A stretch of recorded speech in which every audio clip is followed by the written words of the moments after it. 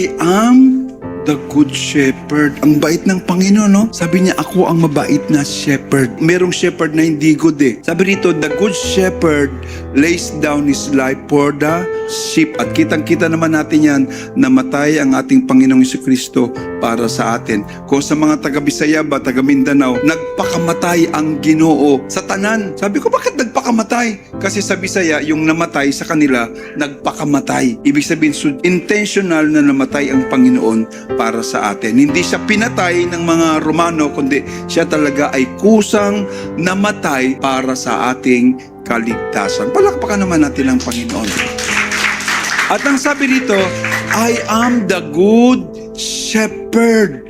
At sabi dito ng verse 14, I know my sheep.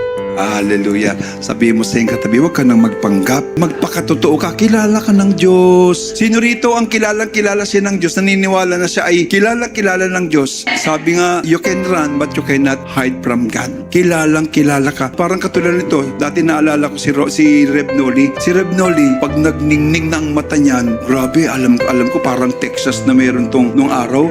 Diyan sa San Pedro, nakasama ko yun eh. Parang kumikis-kis ba? Sabi ko, iba yung liwanag ng ningning ng mata mo ah. Si Reb Noli, praise be to God, talagang nagsimula sa baba, talagang umangat ng umangat kasi I know Him. Meron kaming mas matinding pinagsasamahan. Alam nyo, si Noli po, pag kami nagsasama lang, ang tawag sa kanya, Nols lang, Nols, timpla mo nga ako ng kape nung araw.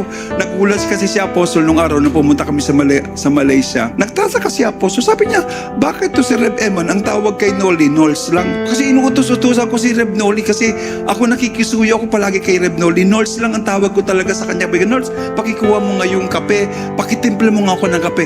Kasi ganun kami kalalim ni Reb Noli nung araw. Kasi si Reb Noli, firstborn kong anak yan sa Panginoon by God's grace. Naalala ko, pag alam mo, ito, pulpito na to, nandiyan si Reb Noli, sabi sa akin ng Lord, yung anak na yan, yung bata na yan, magseserve sa akin yan. Kaya dumaan man ang pagsubok sa Reb Noli by God's grace, glory to God, talagang siya ay pinagpala ng Panginoon. Kasama natin to si Pastor Roseni, talagang si Pastor Roseni, alam ko kung paano yan, talagang basta, yung mga kwento ng buhay doon sa Bicol, marami, papahaba na tuloy tayo. Pero ang point dito, yung word na, my sheep know me. Dapat kilalang-kilala nyo ang Panginoong Jesucristo.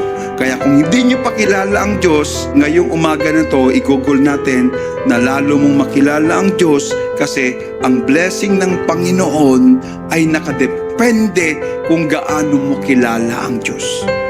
Amen po ba? Amen.